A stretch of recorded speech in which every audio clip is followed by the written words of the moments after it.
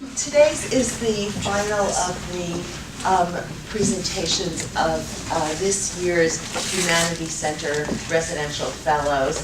Our theme, as most of you I think know, is Whose Story. It has been an extraordinarily fruitful set of conversations with fascinating, diverse, and yet synergistic papers where we consider narrative and the role of narrative in the shaping of our different fields and projects. I will just quickly identify today's speakers in the order in which they're sitting, which is the order of their presentation. Is that right? No. That way. Okay. We're mixed up. You're mixed up. You're mixed up. So in that case, I will introduce in the order that it's on the sheet, and the expectation that perhaps that's right. The first is Carmel Salhi, who is an assistant professor in the Department of Health Sciences in Bombay, Professor Martha Davis, who is in our School of Law, Kathrin Zippel, who's an associate professor of Sociology and Anthropology, and Marina Leslie, my colleague in the English department. So I'm very excited for each of you to present and talk a little bit about the work of the Humanities Center, how it fits in, how the Residential Fellowship has contributed to your work, and then there will be time for conversation. It's also my job at this juncture to remind you of the next faculty works in progress in the hope that you will come to that as well. It will be assistant professor in the Department of Cultural Societies and Global Studies and Women's Gender and Sexuality Studies program. That is Moya Bailey, who will be speaking about, I don't know, something fabulous. I know before the end of our time today. It's cut off of my sheet. I do remember thinking that it was a really especially interesting topic. We are nearing the end of the semester, or we're at the culmination of the semester or something, because there are an extraordinary number of events still upcoming in the weeks ahead, and many of them are very dear to my own heart. So I'm going to take the prerogative of the Directorship of Humanities Center to just urge you to be alert to what they are, and I want to highlight two. One is that our Residential Fellowship group is having a culminating lecture conversation with MacArthur Fellow Lewis Hyde on April 2nd at 5:30. Hyde has done absolutely brilliant work on narrative, and he is currently doing a project on forgetting. And his talk for us will be called Forgetting Stories.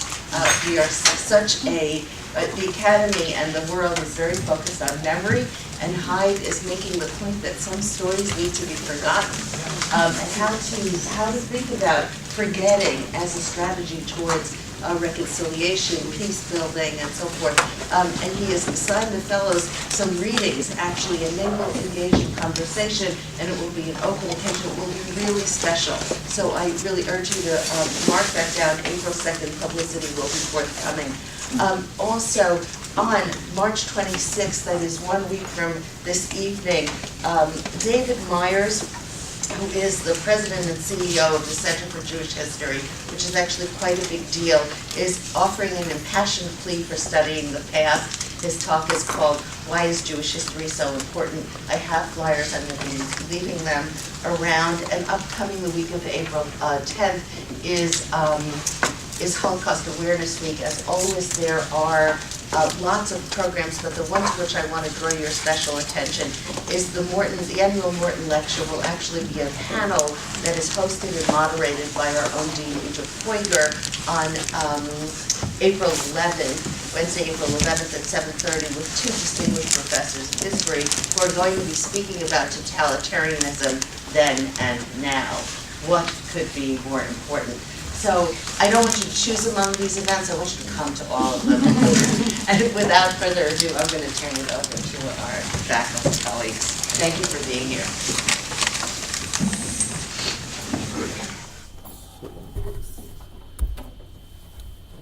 Don't actually need the PowerPoint, but so you have a sense of who's talking. My name is Carmel Salhi. I'm an assistant professor in the Department of Health Sciences. I'm grateful to be here today to talk to you about some of my work with Iraqi refugees. And given the time that we have and the venue, I'm going to focus on an overview of two sets of questions from this work.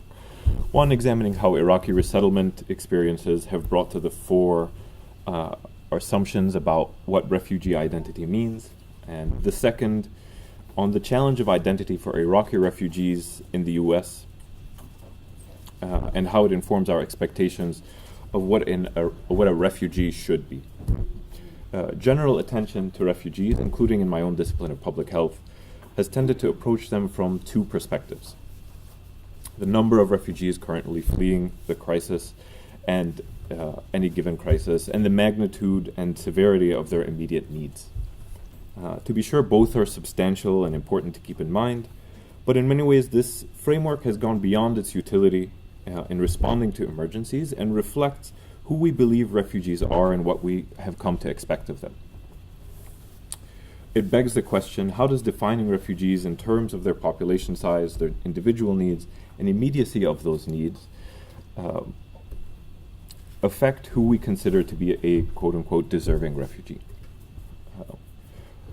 For Iraqis, between 240,000 and 300,000 refugees have fled each year over the past 3 years. If you take a moment to look around you, proportionally, this is the equivalent of more than the entire state of Massachusetts being displaced outside of the country in that time. That's to say nothing of the nearly 4 times that number who've been displaced internally.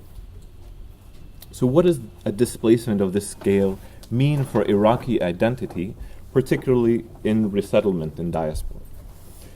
How does the duration of the current political conflict, which began 15 years ago with the start of the Second War, inform how refugees make meaning of displacement?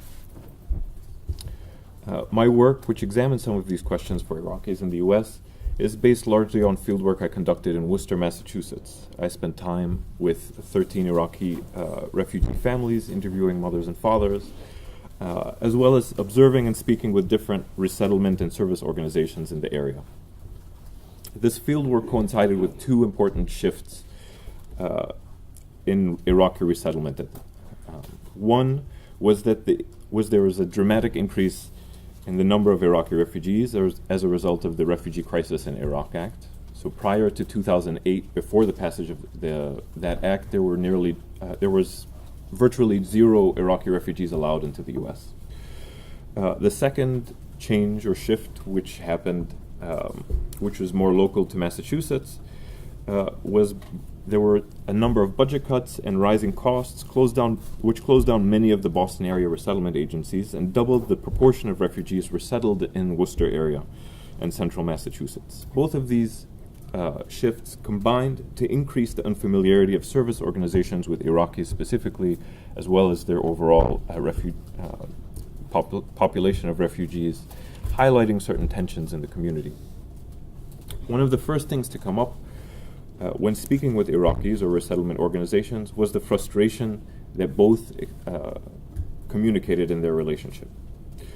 For Iraqis, the frustration often lay with the extent of the services that were provided for their families and what they perceived as a flippancy on the part of the organizations towards their expectations. This was also tied and reinforced by what Iraqis had heard from previous organizations which were in charge of of processing their asylum applications in other countries. Service organizations, on the other hand, and resettlement agencies in particular, saw Iraqis as a unique case who were difficult to deal with because of their willingness to act on their concerns, at times leading to confrontation, and often the Iraqis sought alternative avenues of assistance outside of these resettlement agencies. Now, from the perspective of someone who's worked on mental health, anger and frustration are predictable symptoms of trauma experience. However, focusing on this frustration as a mental health symptom undercuts its meaning and the motivation with which it was consistently expressed. Indeed, it was even oversimplified by these resettlement organizations who saw the difficulty that they had with Iraqis as simply an unjustified ungratefulness on the part of a particular group. So keep in mind, though, that these were some of the main resettlement agencies and service providers in the state. So they have worked with war-affected populations for years. The first part of my work focuses on the assumptions behind these tensions. Why did the frustrations of Iraqis catch these organizations by such surprise? How did these tensions highlight what was expected of refugees as a group?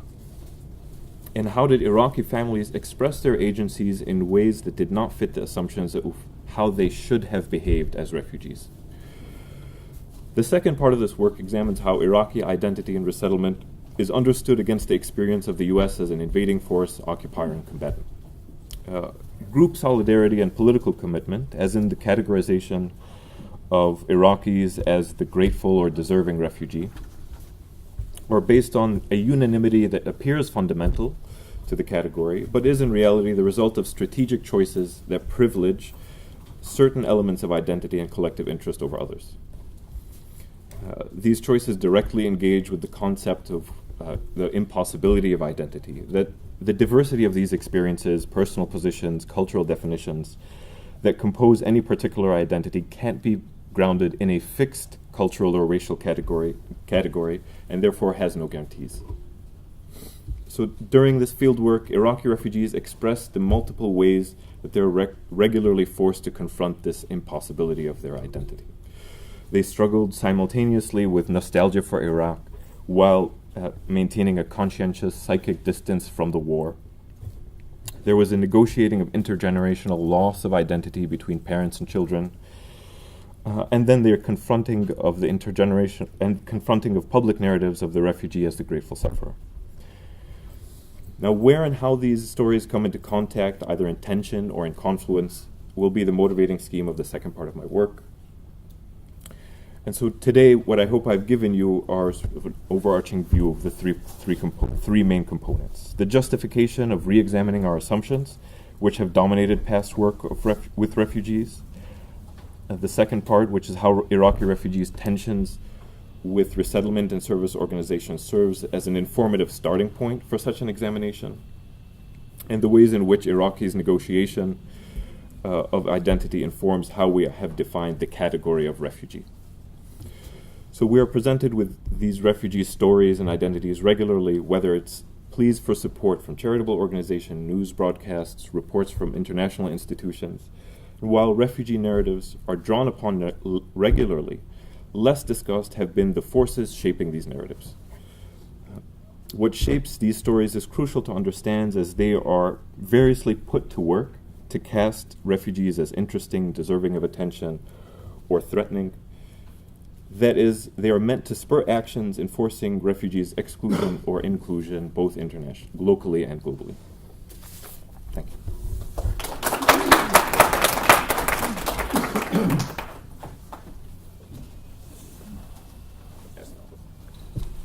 Thanks. So I'm Martha Davis, as Lori said earlier, and I wanted to just say a word about how great the fellowship has been for me this year. I'm from the law school, and you probably know that the law school kind of sits over there and doesn't, often we don't get involved so much in interdisciplinary work. So it's been very exciting for me to meet colleagues from other disciplines, to hear about their work, and has been a really important also for me because the topic that I am addressing is one that I've been thinking about for a long time, as Lori in particular knows. And this fellowship really gave me some deadlines and forced me to actually start producing some stuff on it. So I really appreciate that.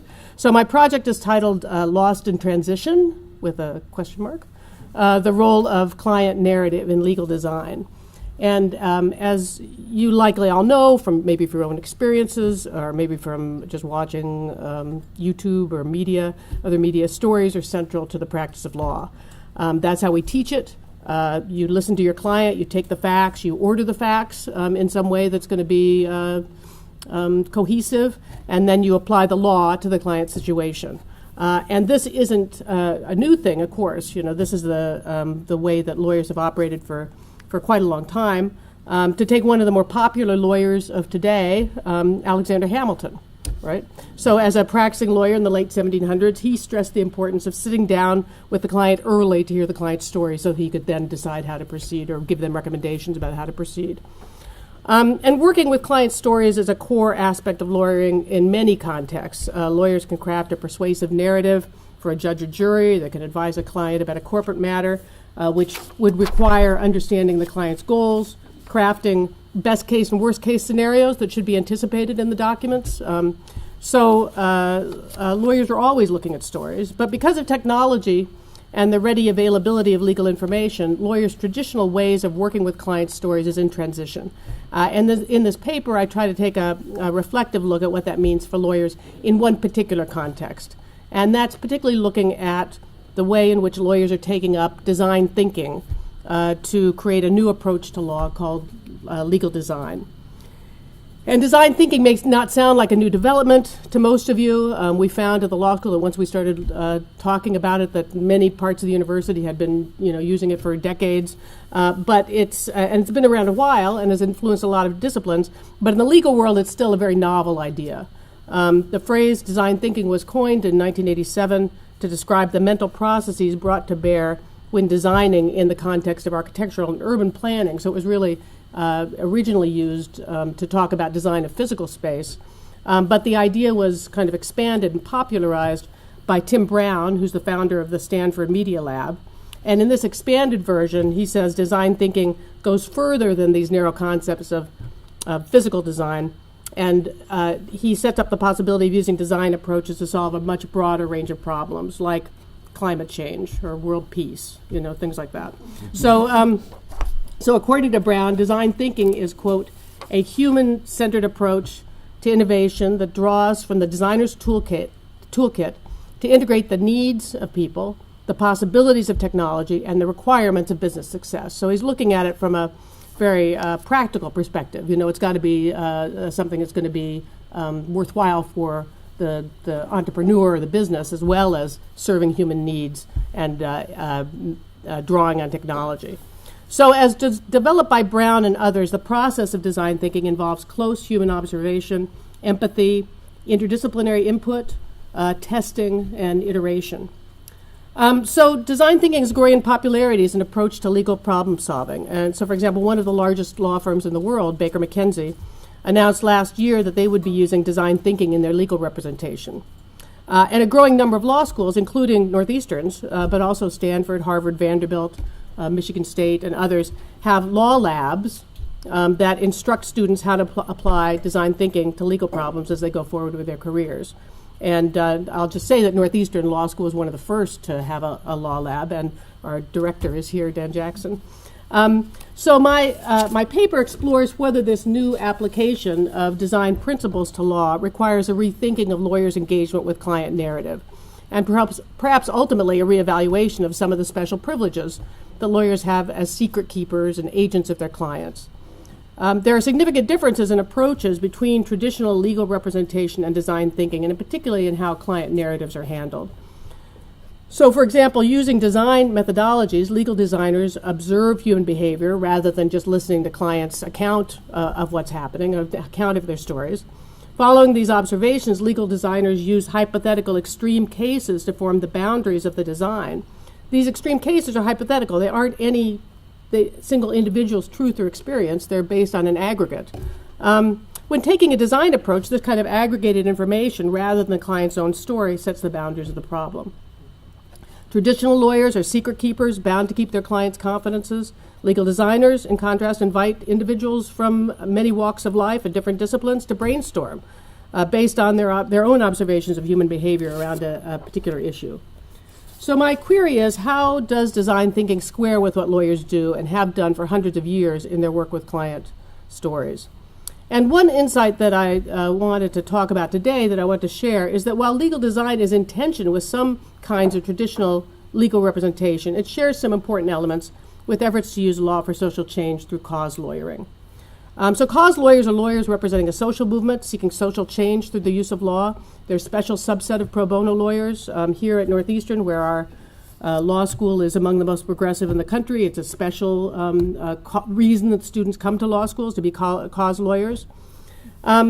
Thinking about cause lawyers' relationship to client narrative, well, for more than a century, cause lawyers have crafted the stories first, without clients, but based on their knowledge of the social movement. Then the lawyers later identify individuals who would best represent the ideal case. So people will be familiar probably with the way in which the NAACP Legal Defense and Educational Fund proceeded in Brown v. Board. Brown v. Board involved real people, but it was a test case with carefully selected plaintiffs put in the order that the lawyers wanted to present it to the court.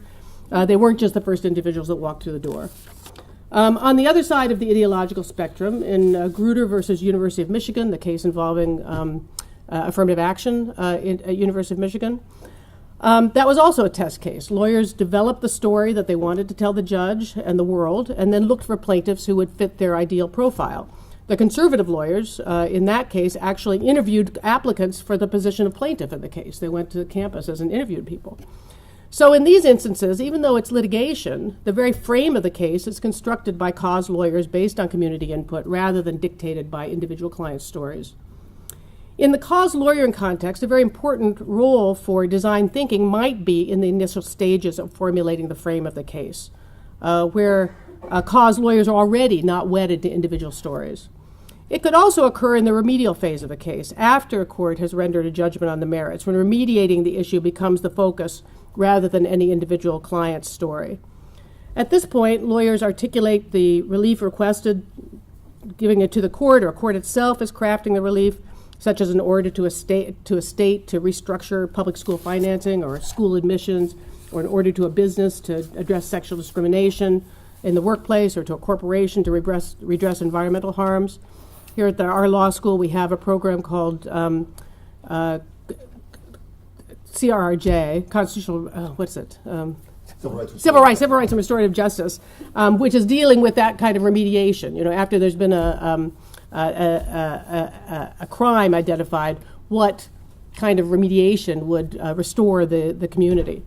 So often in the context of such remedial orders, the content of such remedial orders is just based on lawyers' suggestions or in consultation with the client organization, or based on the judge's own limited knowledge of what sorts of measures might be taken, what other courts have done, what their personal experience brings, but not something that's a more general process that gives the kind of input that design thinking would. So how much more effective could these remedial efforts be if design thinking methodologies were used to craft remedies in these kinds of social change cases?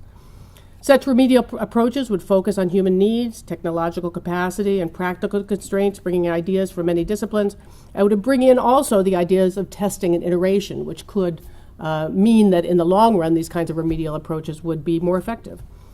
So I think that adopting this approach to remediation could be an immediate benefit of the introduction of design thinking into law. So in this paper, working paper, while I tentatively question the fit between design thinking and traditional legal representation, I want to put forward the idea that design thinking has an important role in cause lawyering, and that it helps answer the age-old question that we ask in law schools, and particularly in our law school: can law promote social change?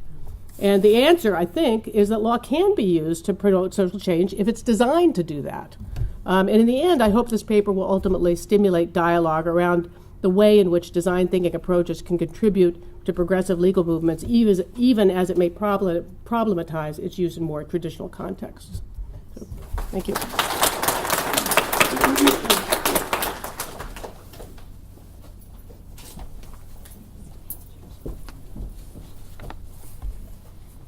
All right.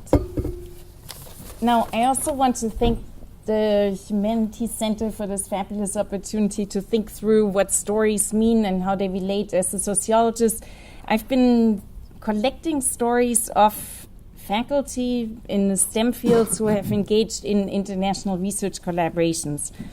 And they're these stories that individuals tell you, but they also tell you something about the institutions in which they work. So stories at work is a good theme for my research as well.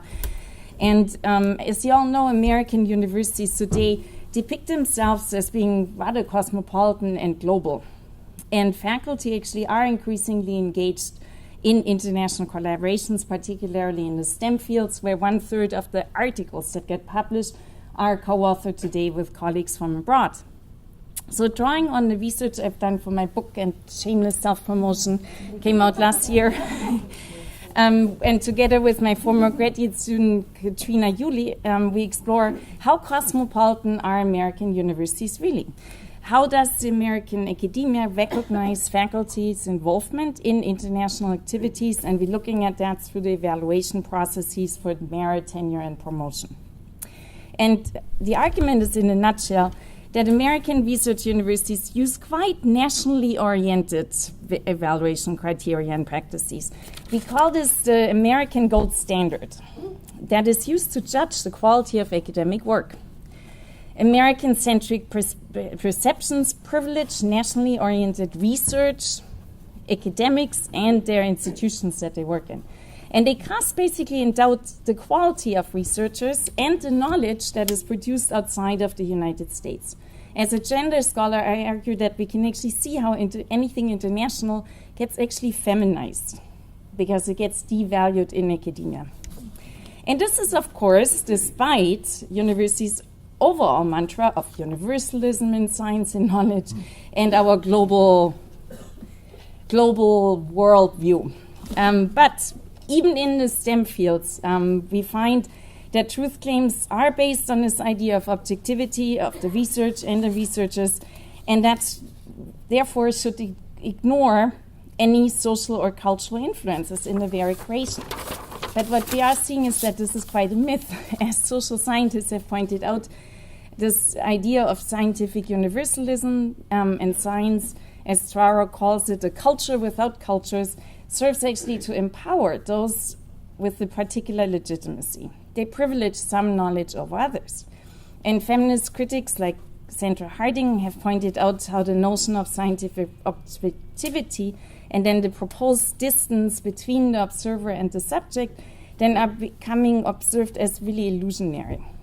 Because these notions cannot account for how particular standpoints, and think about gender, race, class, or Westerners, indeed shape science and thus are far from neutral.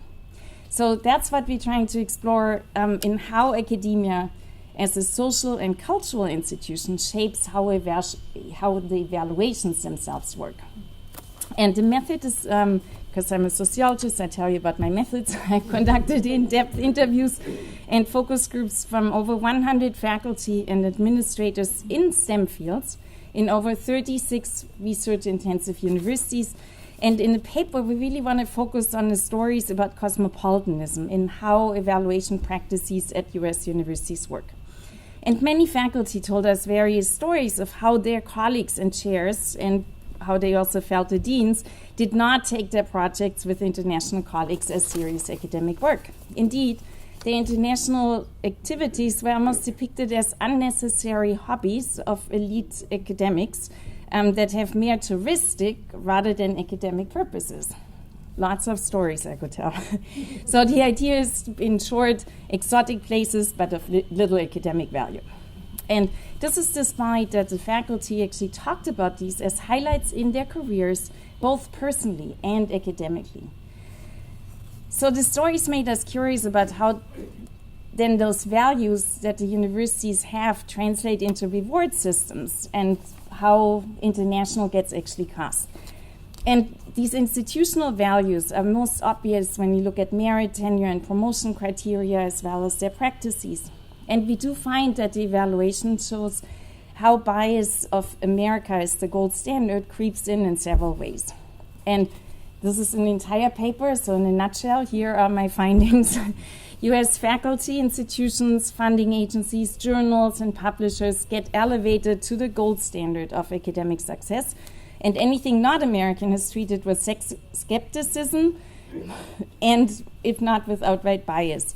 One particular stunning example is how international reputation is measured. Now, you might all be aware that there are very few places when in merit and promotion standards there's actually something international coming up, but it is when at the promotion to full professor level, the candidates are expected to have national and international reputation. Now, how would you judge such an international reputation? Most obviously, perhaps, is ask an international colleague. But, ironically, of course, the committees tend to avoid asking international colleagues to write letters. They're not trusted to be capable academic peers to judge the excellence of American faculty. Stories that are told about the lack of familiarity that these people have with what the PEP letters actually should look like, or what really the demands and expectations of research US universities are, make that all sound reasonable. But we argue that the US-centric standards are rooted in this very hierarchical, stratified system of knowledge production and really show the inequalities at work. And these stratification processes get reproduced in the evaluation processes that produce status and reputation. So American academics tend to actually rely on the institutional affiliation to measure individual status, in addition, of course, to their publications and grants. But when American academics are less familiar with international research institutions and universities, anything beyond Cambridge and Oxford, then measuring who these people are becomes complicated, of course. And that applies to the status of journals, publishing houses, and also funding agencies. So overall, there is a deep ignorance or a disrespect for knowledge that is also produced in other than American institutions. And in the paper, we'll draw on the critics of post-colonial science studies who have pointed out to this hierarchy of knowledge, dismissal of indigenous knowledge, and the lack of recognition of science that is produced in different ways, in different contexts. But we believe, in short, that it's really important that US academia dismantle this prioritization of American-made knowledge. Because the America as the gold standard bias also, as we see it in American university evaluation systems, is stifling faculty's international engagement because it doesn't count. So the devaluation of international research also individualizes the risks attached to it, and that means that only those who have resources can actually engage in it. And that means that access to global science will continue to be very restricted rather than really open doors and open opportunities for exchange across borders. And given, and this is my political pitch, given that currently cosmopolitanism, again, has become a dirty word, international collaboration among academics is even more important but also more political today. When America is supposed to be great again, and we all witness resurgence of nationalism also across Europe and other continents, academics are being called upon to position themselves along national lines. But academics can challenge national boundaries by the virtue of the very nature of our globalized work and also through the practice of international collaborations. So to conclude, if we as academics can't keep open borders and find ways to continue and expand partnerships and collaborations that are meaningful across national borders, who can we expect else to do that? Thank you.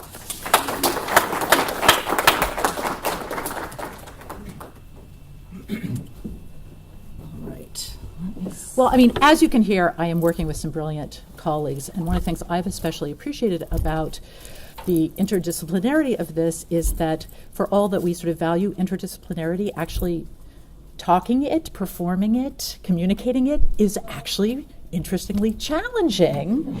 And so I really think that, part of what this has really helped me do is see sort of which of my arguments are obvious, not so obvious, how best to communicate those. So I actually have benefit. I've got some, those who were there for the first run of this will hear some do-over activity in this. So the work I want to share today is taken from the 4th chapter of my current book, Begetting Crimes, Labor, Reproduction, and the Invention of Female Criminality in 17th Century English Print Culture. And you can kind of get a sense of where I sort of am going in some of the previous chapters. I talk in chapter 1 about the sort of new criminal true crime genre of the coney-catching pamphlet. I talk about the sort of interesting use of an actual historical pickpocket, lady pickpocket, Moll Cutpurse, familiarly known as Moll Cutpurse, also Mary Frith, who appears both in a kind of high culture play and in a more sort of popular life history, almost certainly ventriloquized. And in the case, quite fascinating case of Anne Green, who helps me explore issues of how infanticide is treated. She's a woman who was hung from her neck until dead for the crime of infanticide, given to a group of Oxford doctors for a anatomy lesson. She awakes on the table. There is a flurry of pamphlets that result. So that, I wish I could still present that, but that's published and out there. But that is a fun, sort of interesting chapter. So the work I'm sharing today is called Pleading the Belly and the Body Politic. But before I do that, I realize I really do have to kind of give a little bit of the historical context that won't be familiar to everybody here. And to say, to basically say that the larger project of my book is to track the emergence in the 17th century of an account that is actually kind of dismally familiar to us now, but was actually new then, in which there is a negative, indeed criminalized correspondence between women's, productive labor and their reproductive labor. And I would sort of want to trace the prehistory of this moment to this particular moment in the emergence of a kind of popular mass media culture to see how this is linked to the emergence of a capitalist wage economy and the convergence of that with the rise of the print culture of the 17th century, right? So basically what I'm talking about is the emergence of fake news and nasty women.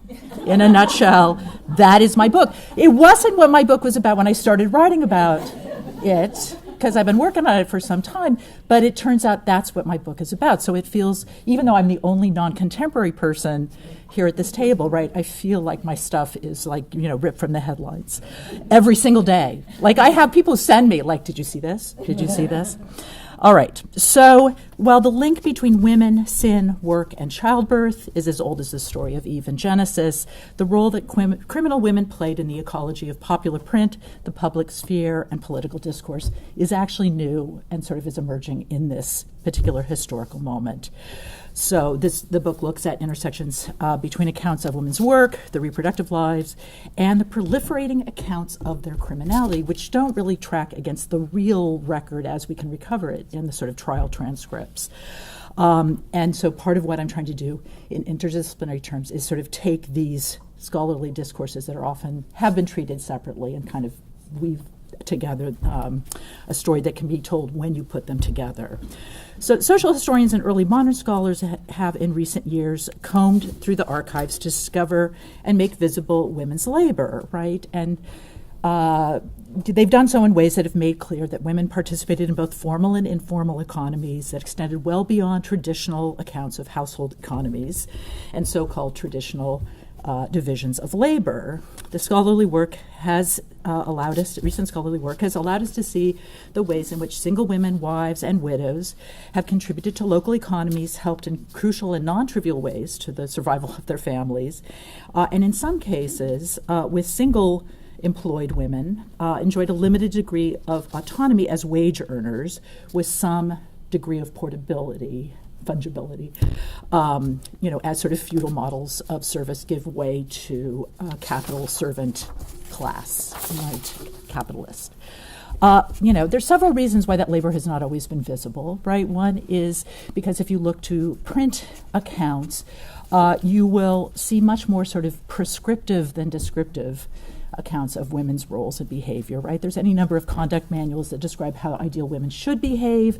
There's much less description of how women, particularly women of laboring classes, actually lived, and what they did in terms of their work, right? And you could say another reason for the effacement until recently has been, feminist scholarship has actually turned its attention to things that have been invisible in scholarship because, working women were not invisible in the 17th century. They became invisible because of print, right, and the ways in which they were represented.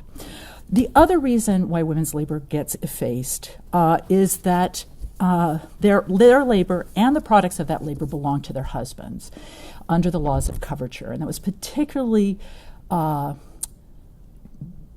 rigorously defined in England, right? So actually, I really am talking about English contexts, which were somewhat different than the continental context. In England, women were sort of singularly denied a separate legal identity.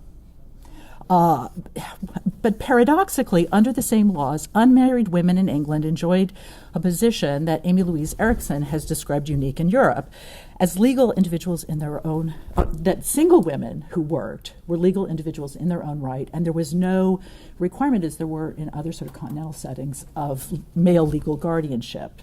Right, so you have this paradox of the most restricted for married women, least restricted in some ways for single women. And while that might sound like unmarried women were in an enviable position in England, of course you know they were not, because there was a great deal of cultural anxiety about unregulated women and their bastard children. So for example, in 1624, there was an Infanticide Act passed by Parliament that singularly focused on single working servant women who were thought to be, screwing like bunnies and making lots of bastard children. And, in some ways that law seems to be unnecessary, right? Murder is already a capital crime.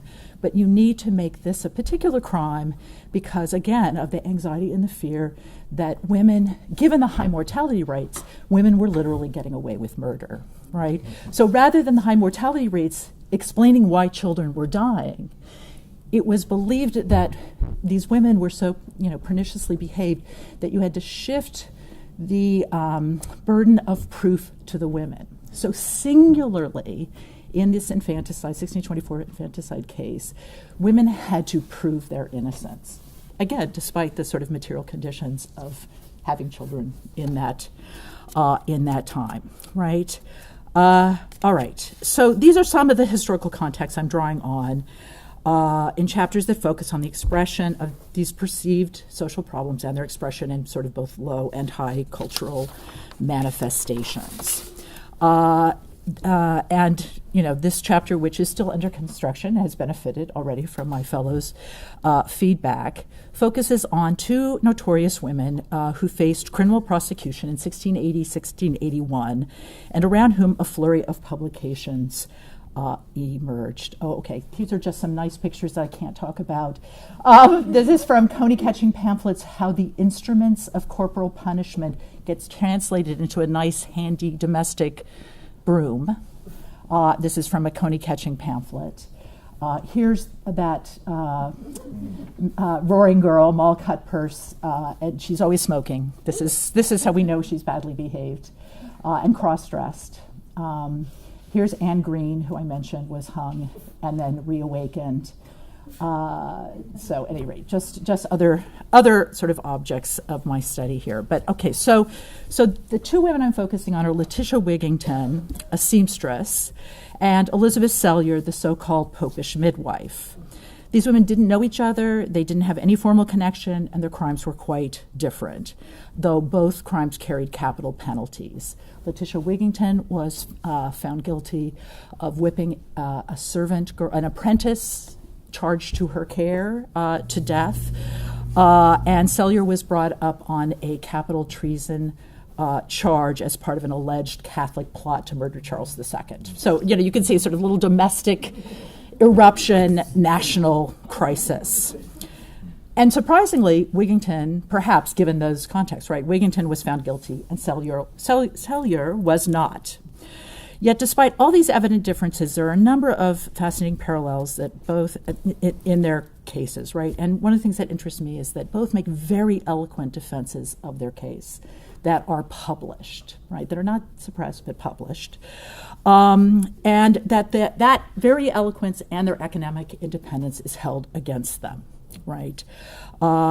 And the other sort of feature that connects them is pleading the belly, which plays an important role in their negative representation. So women could plead the belly to stay an execution, because presumably which means they were pregnant, right? They declared they were pregnant. So the child was innocent, the woman was guilty. You waited for the child to be born. And by claiming pregnancy, women evaded, if only temporarily, the law's claims on their body.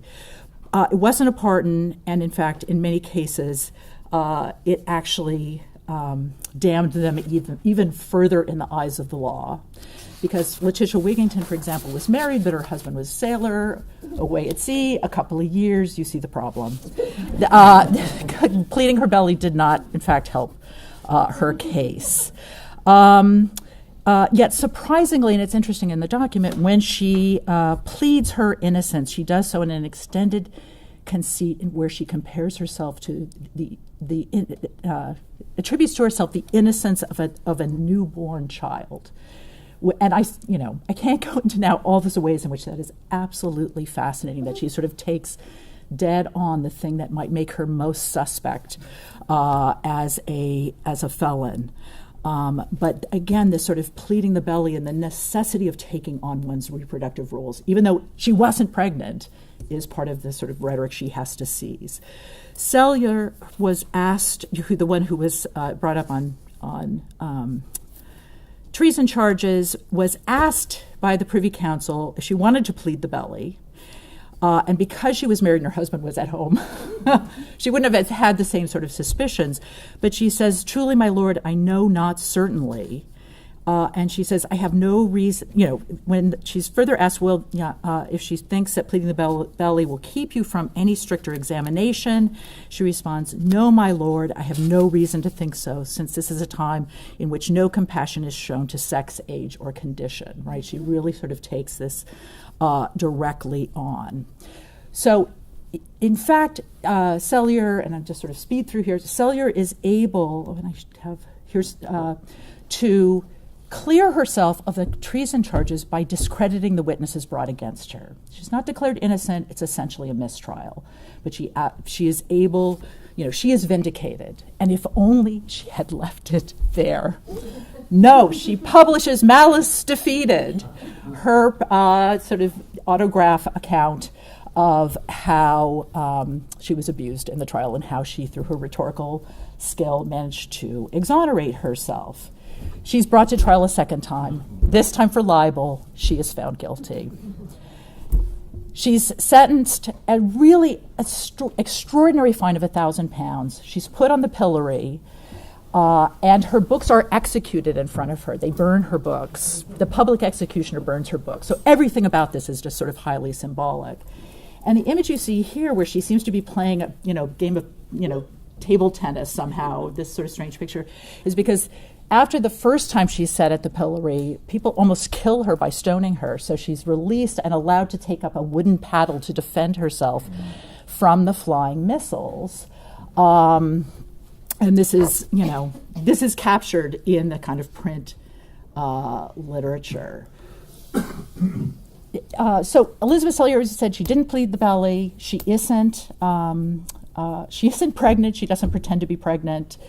And yet, one of the sort of most obscene of the many, many pamphlets that are produced in response to her treason trial and her libel trial is the so-called, The Adventure of the Bloody Bladder.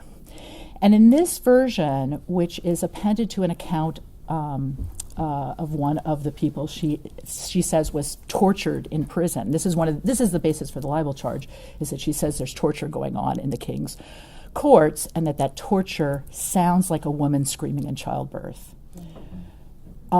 She asked to be taken to the poor woman to help her as a midwife, and she's told, no, that's actually, she overhears, she goes, this is a man on the rack. So the guy who was on the rack is probably put on the rack again to denounce her, and this is the document that does that. But anyway, the bloody bladder, she describes an occasion where she fakes childbirth on the pillory, right? Imagines this sort of, tragical, farcical, comical event where she gives childbirth at the very pillory.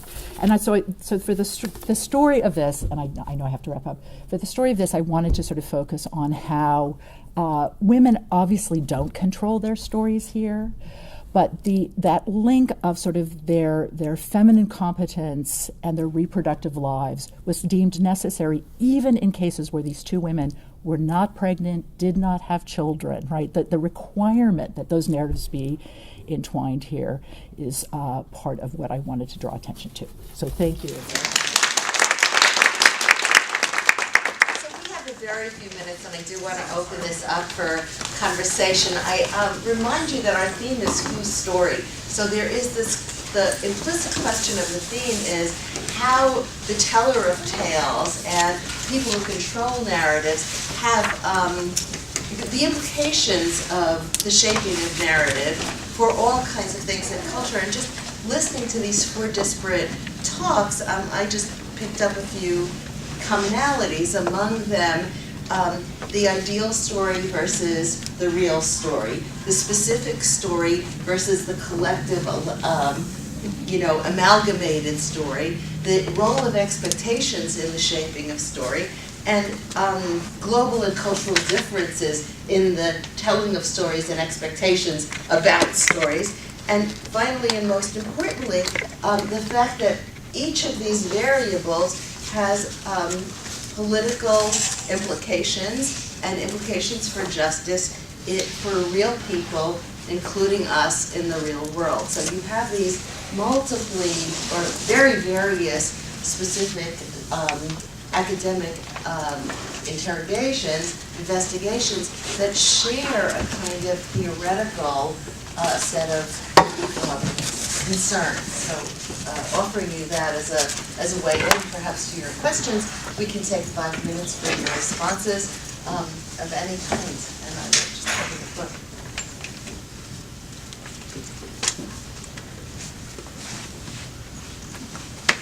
I don't want to take up since I'm in the workshop. Yeah, we'll start here. There was. Hi. I had a question. I have a couple questions, but I'll just pick one.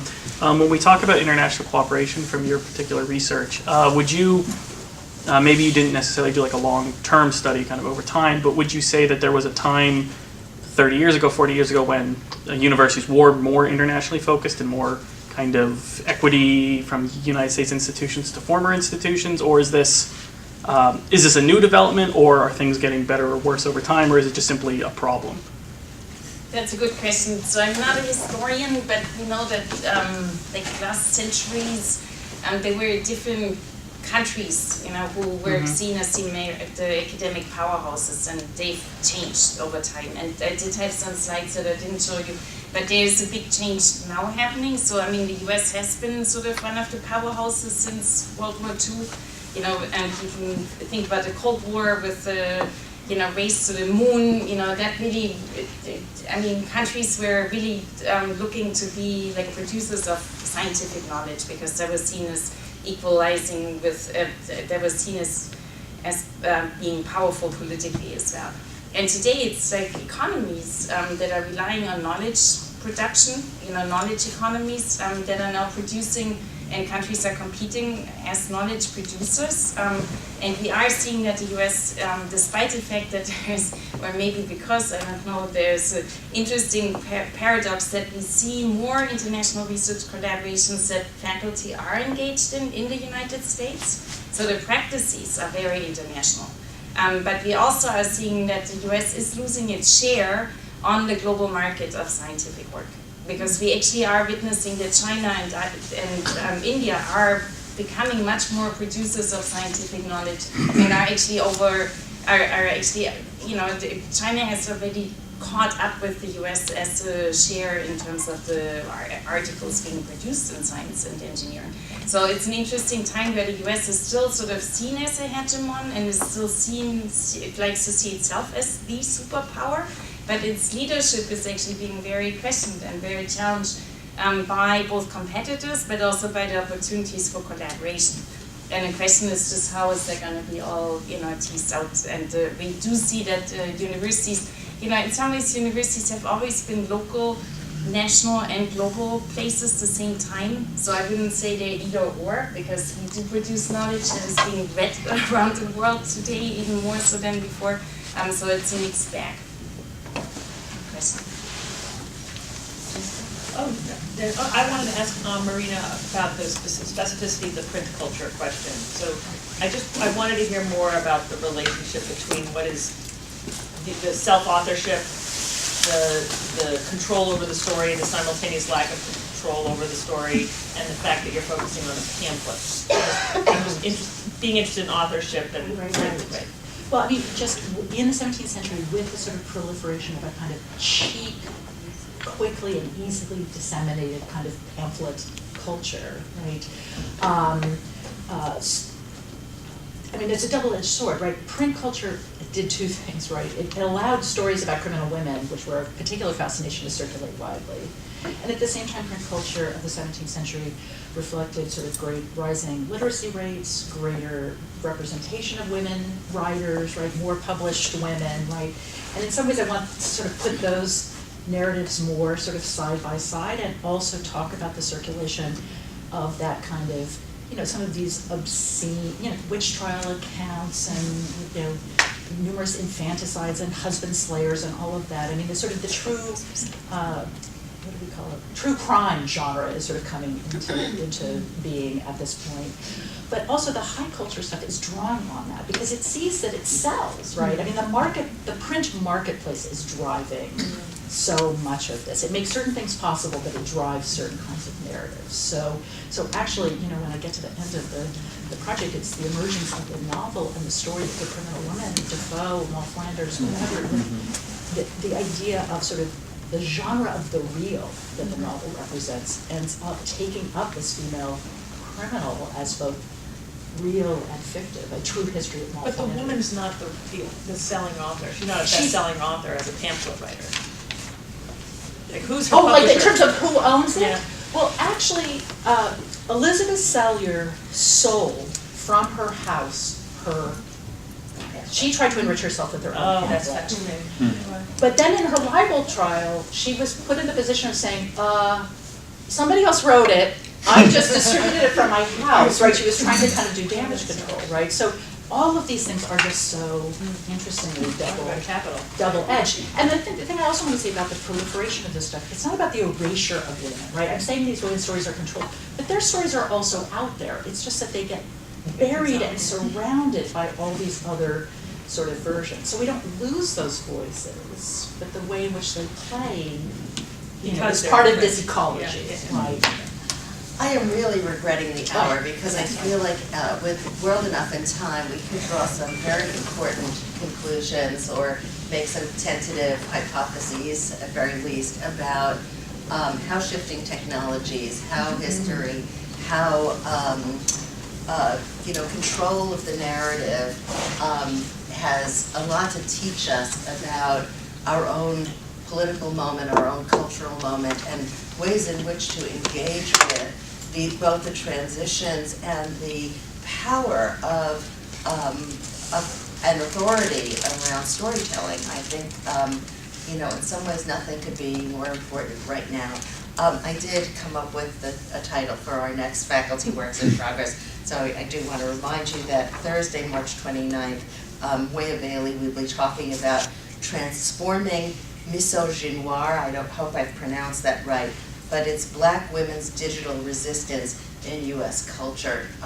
Should be absolutely fascinating. And again, to promote the final public occasion of our fellowship group, which will be April 2nd at 5:30, when MacArthur Fellow Lewis Hyde will be talking about forgetting stories, and really urge that upon you. And I also hope to see as many of you would help us promote the occasion on March 26th, 1 week from today at 5:30, when David Myers will be making an impassioned plea for the study of history. Again, I think these kinds of collective engagements where we do cross disciplines, where we hear from experts, and then we can begin to feel like there's an embarrassment of riches here and always more events, but they're important, and I think they're important for all of us as an academic community. So please help us promote the events, and please come yourselves. And thank you all so much.